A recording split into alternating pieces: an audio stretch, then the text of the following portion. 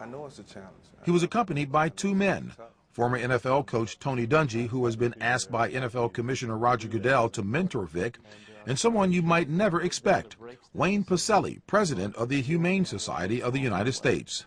Why would you put your reputation on the line in working with Michael Vick?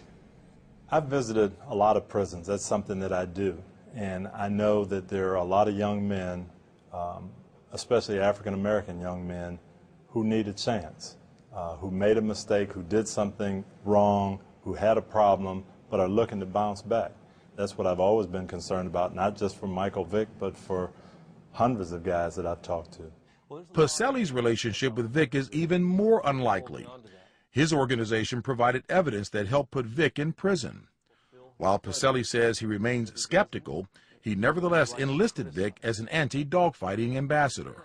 If we just punish Mike indefinitely and don't pivot to this problem in the communities where kids are victimizing these dogs and then going down a dead-end street themselves because there are no heroic dogfighters, we will not be doing our job. And I felt we needed to get involved and we needed to do some creative things to reach these kids. So that's why we have our community-based programs, and I'm really hopeful that Mike sticks with this and really reaches these kids because he can turn some of them around. I really do believe that.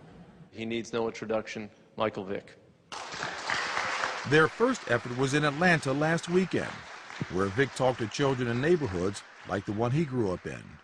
I encourage you to love your animal, your animals, or whatever animal you have, whether it's a dog, a cat, it's a reptile, you know, if it's a horse. I encourage you to love that animal dearly and with all your heart. It's a message Vick says he never heard when he was a kid in Newport News, Virginia, where he was first exposed to dogfighting when he was 8 years old. I was introduced very young, so I didn't think it was wrong because I seen the older guys, you know, condoning it and, you know, doing it. You shared with me the story about even the police riding through the neighborhood and seeing what was happening. Explain that situation. When they got out the car and seen that, you know, it was two dogs fighting, they got back in the car and they left. So that right there kind of made me feel like, okay, you know, this it's not as bad as it may seem. We didn't think it was bad at the time, and, you know, that kind of put a stamp on it. We knew it was a huge issue before Michael Vick was prosecuted, but the public didn't know.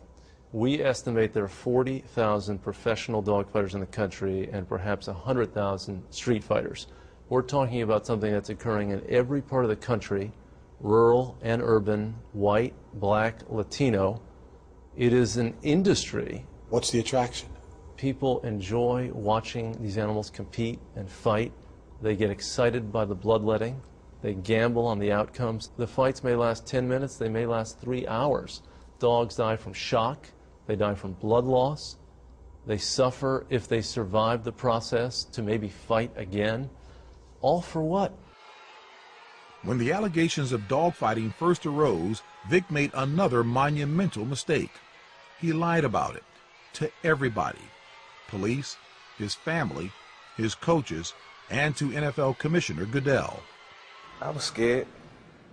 I knew my career was in jeopardy. I knew I had an endorsement with Nike, and I knew it was going to be a big letdown.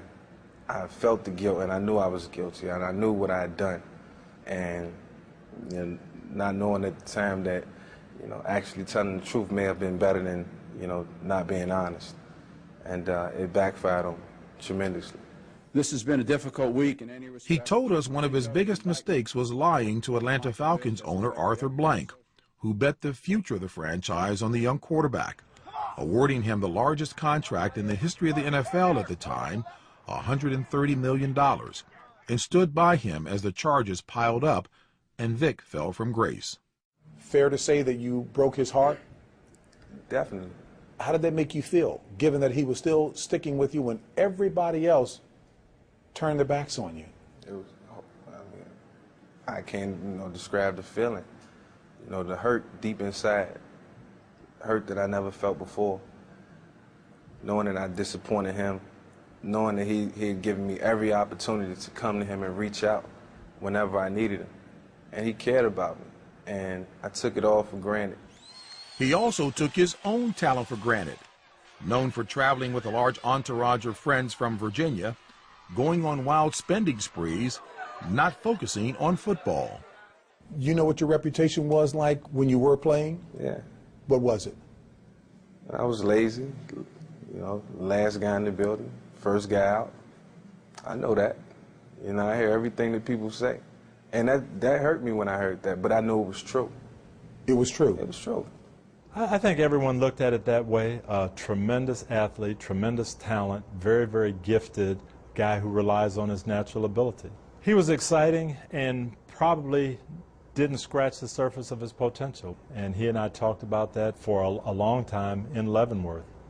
He talked about not working out, not training, not studying, you know, kind of taking things for granted, the gifts that the Lord had given him, just really living on that and not working at it. Just reached the point in my career where I just totally lost touch, you know, with my Lord and Savior. And, you know, I thought I could do it on my own. And I couldn't, so I had to resurrect that back into my life. Now, you know, most people will get in trouble. All of a sudden, they find God. Yeah. And you say? It's the only way I made it through prison. It's the only way I can live life. It's having faith and believing in the higher power, believing in God. Vick has also put his faith in the hands of a powerful group of attorneys, agents, and media advisors who are trying to rehabilitate his image and resuscitate his career and help him through interviews like ours. Michael, is this you talking or the Vick team of attorneys, image shapers, and the like? This is Mike Vick. People will see my work out there, my work in the communities, and my work with the Humane Society, and how I really do care now, how I care about animals. And a lot of people will be watching. The NFL commissioner's decision to permanently reinstate him is pending, and the Humane Society has high expectations. You know, Michael is somebody who needs to continue to demonstrate a commitment to this issue. I told him that we were not interested if this was going to be a flash-in-the-pan involvement. And if Mike disappoints us, the public's going to see that. So it's not going to reflect badly on me or the Humane Society. It's going to reflect badly on him. Will you be committed to all that you said, that folks are hearing you say today? Still. And I'm going to let my actions continue to speak louder than my words, and I'm going to still be involved in the community now, because I still, regardless of football, will have a voice and can have an impact on kids, because I'll be a living example of what not to do.